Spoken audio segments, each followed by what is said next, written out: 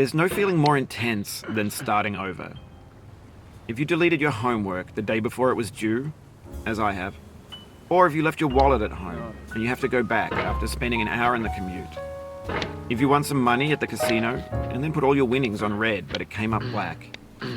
If you got your best shirt dry cleaned before a wedding and then immediately dropped food on it.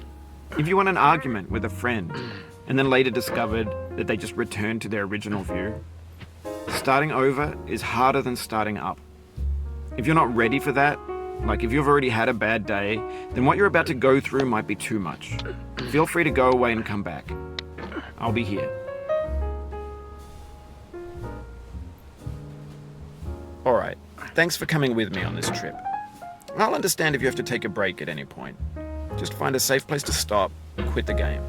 And don't worry, I'll save your progress, always, even your mistakes. This game is a homage to a free game that came out in 2002, titled Sexy Hiking. The author of that game was Jazuo, a mysterious Czech designer who was known at the time as the father of B games. And B games are rough assemblages of found objects. Designers slap them together very quickly and freely, and they're often too rough and unfriendly to gain much of a following.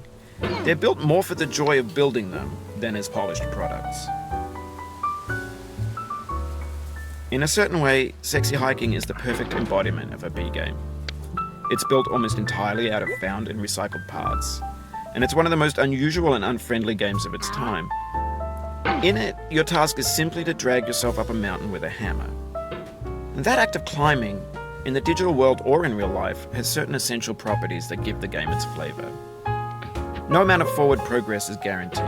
Some cliffs are too sheer or too slippery. And the player is constantly, unremittingly in danger of falling and losing everything.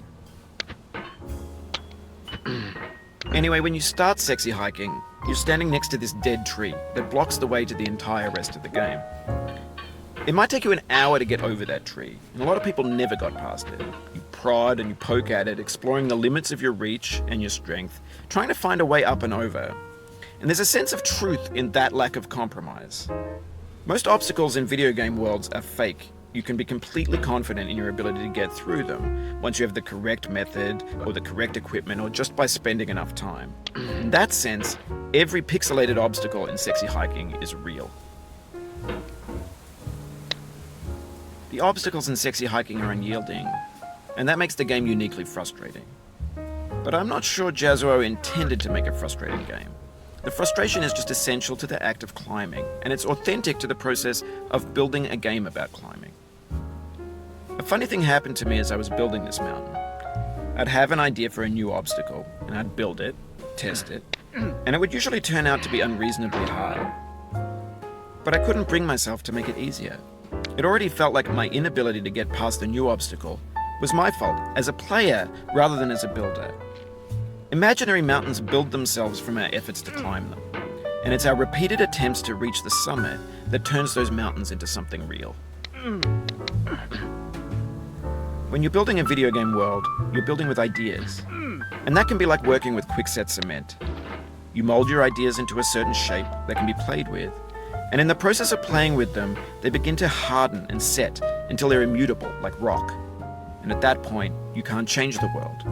Not without breaking it into pieces and starting fresh with new ideas.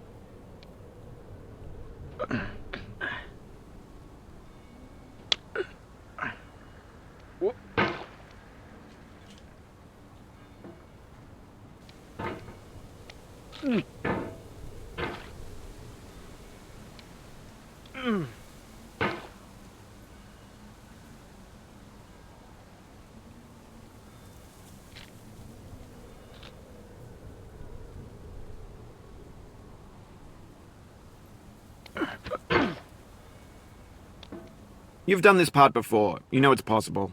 Just do what you did the first time.